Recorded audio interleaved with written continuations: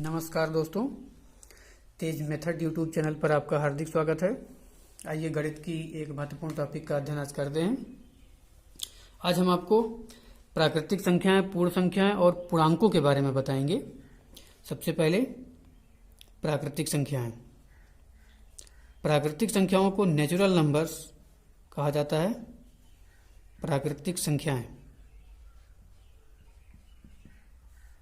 इनको natural number भी कहा जाता है। आप ध्यान दीजिए, गिनती की जितनी संख्याएं होती हैं 1, 2, 3, 4, 5, 6, 7, 8, 9, 10, 11, 12 डॉट डॉट ये अनंत तक होती हैं। इन सबको कहते हैं प्राकृतिक संख्याएं। ध्यान रखिएगा, जिन संख्याओं का इस्तेमाल हम आप गिनती करने में करते हैं उनको प्राकृतिक संख्याएं कहते हैं। अब एक महत्वपूर्ण बात, ये प्राकृतिक संख्याएं लिखी हुई हैं, इनमें शुरुआत, प्राकृतिक संख्याओं की शुरुआत 1 से हुई है।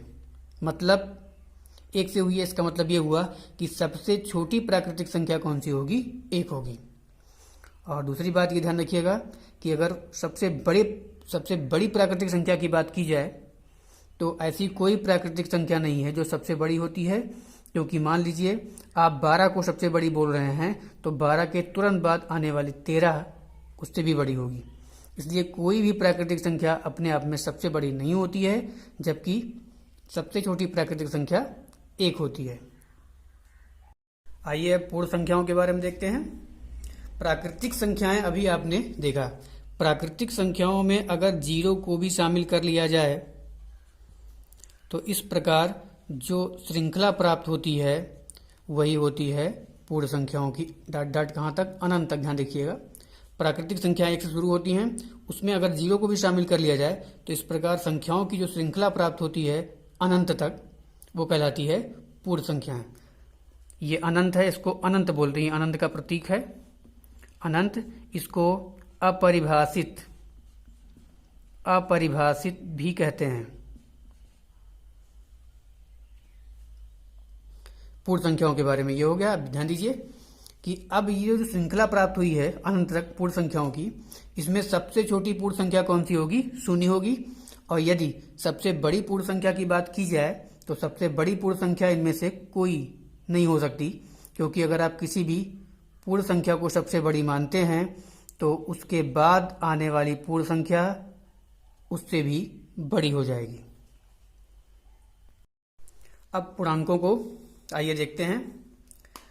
पूर्ण संख्याओं के बारे में आपने जान लिया, जो कि 0, 1, 2, 3, 4 डॉट डॉट अनंत तक होते हैं। अब इन पूर्ण संख्याओं में अगर ऋणात्मक संख्याओं को भी शामिल कर लिया जाए, -1, -2, -3, -4 डॉट डॉट माइनस अनंत, तो इस प्रकार जो संख्याओं की एक श्रृंखला, ये पूरी सीरीज आप देख रहे हैं, इन्हीं को बोलते क्या हैं? पूर्णांक बोलते हैं। अब देखिए पूर्णांकों के बारे में ध्यान दीजिए। यहाँ 0 से आप ध्यान से देखिए तो 0 के दाईं तरफ 1 से लेकर के अनंत तक की संख्याएं होती हैं। इतनी संख्याओं को जो 1 से लेकर के अनंत तक होती हैं, इतनी संख्याओं को बोलते क्या हैं? धन पूर्णांक। धन पूर्णांक है ये। फिर 0 के बाईं तरफ अगर आप देखें -1 से लेकर के डॉट डॉट माइनस अनंत की ओर, तो इतनी संख्याओं को, इनको बोलते हैं ऋण पूर्णांक। ऋण पूर्णांक। और बीच में जो स्वयं 0 मौजूद है, ये भी अपने आप में एक पूर्णांक होता है, इसको क्या बोलते हैं? शून्य पूर्णांक। इस प्रकार पूर्णांक कितने प्रकार के हुए? 3 प्रकार के, धन पूर्णांक, ऋण पूर्णांक और शून्य पूर्णांक। पूर्णांक 3 प्रकार के होते हैं। आइए अब संख्या रेखा के बारे में जान लेते हैं। आपने प्राकृतिक संख्याएं, पूर्ण संख्याएं और पूर्णांकों के बारे में जान लिया। इन सब को एक रेखा पर व्यक्त करते हैं, उसी को बोलते हैं संख्या रेखा। ध्यान दीजिए उसको कैसे बनाते हैं। इस प्रकार आप एक रेखा खींचेंगे, रेखा में दोनों ओर एरो कर दीजिए, बीच में एक चिन्ह आप अंकित कर देंगे और इस चिन्ह के दाईं तरफ और बाईं तरफ बराबर दूरियों पर लगातार आप चिन्ह लगाते जाएं। इस तरीके से बराबर दूरियों पर, बीच में आपने इसको लिया है, ध्यान रखिएगा, बराबर दूरियों पे ऐसे आप चिन्ह करते जाएं।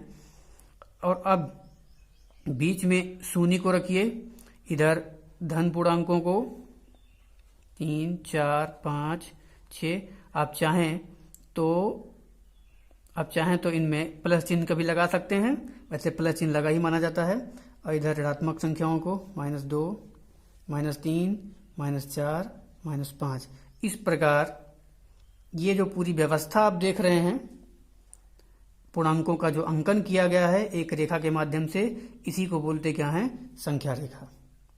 अब ध्यान दीजिए, संख्या रेखा पर मूल रूप से पूर्णांकों को दिखाया गया है।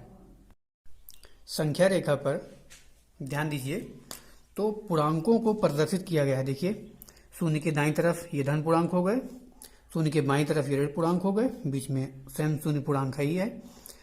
लेकिन देखिए, इस पूर्णांकों के इस प्रदर्शन में 1 से लेकर के इधर जो भी हैं, ध्यान दीजिएगा, संख्या रेखा को और आगे तक आप बढ़ा सकते हैं, बड़ा कर सकते हैं, और ये सब अनंत तक जाएंगे। तो ये प्राकृतिक संख्याएं हो गई। यदि आप 0 सहित दाईं तरफ देखें, दाईं तरफ जाएं तो अनंत तक, तो ये पूर्ण संख्याएं हो गई।